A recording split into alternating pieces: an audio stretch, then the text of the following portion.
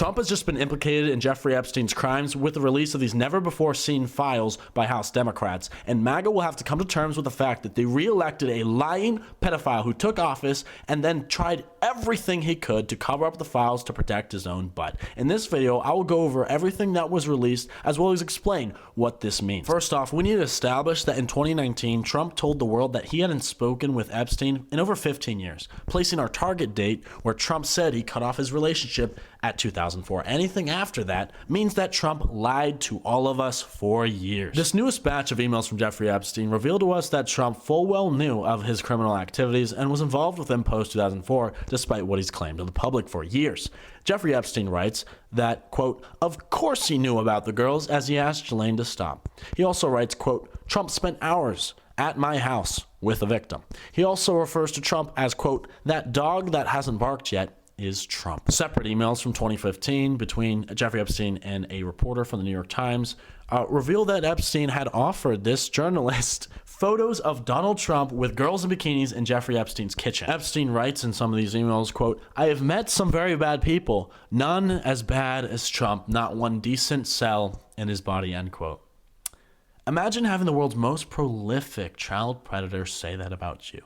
What does that mean about Trump? If that's not bad enough, it was revealed that Trump met with Prince Andrew, another man in the Epstein files, with Epstein in London in 2019, just days before Epstein was taken into custody and later died under the protection of the first Trump administration. There's a really interesting email from, I think, the end of 2015 where Jeffrey Epstein is corresponding with another journalist who is warning Epstein that because Trump is, gearing up for an election, he's appearing on CNN, and the journalist has knowledge that CNN's about to ask about Trump and Epstein's relationship. And they're kind of talking, strategizing about what to do.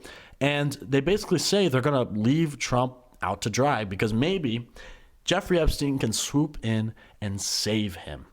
Jeffrey Epstein was already a known pedophile at this point, but he planned to use his leverage over Trump about whatever he was going to say on CNN to generate, quote, generate a debt with him as president. A resurfaced 2010 deposition shows Jeffrey Epstein invoking the Fifth when asked if he had ever socialized with Trump, quote, in the presence of females under the age of 18. In parallel to all of this, over the last few weeks, my friends at Dropsite News have done an incredible investigative series releasing documents detailing Epstein's involvement in Israeli intelligence operations. We already know because of released documents from the United States, that Jeffrey Epstein was deeply involved with the former Prime Minister of Israel, Ehud Barak, hosting him multiple times and doing business deals where they facilitated Israeli war tech to come into the United States. But this series revealed for the first time ever that Jeffrey Epstein brokered Israeli intelligence deals with Mongolia, Cote d'Ivoire, and a Russia-Syria back channel, as well as hosting an Israeli spy,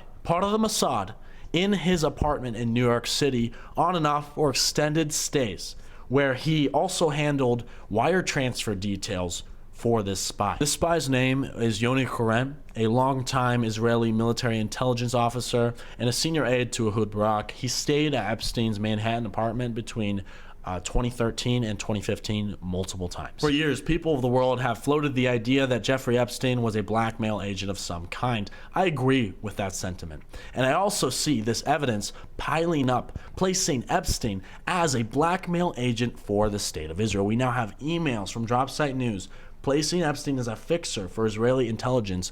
And taken with today's emails, about this week's emails about Trump, what we have is a picture being painted where a man who is deeply involved in the Israeli intelligence ecosystem, having leverage over some of the world's most powerful people, including the current president of the United States. And this is all without even covering how Trump has handled the files. I don't need to cover that. You guys know he flips left and right from every single theory. The files are fake. We have the files. We release the files. They're Democrat files.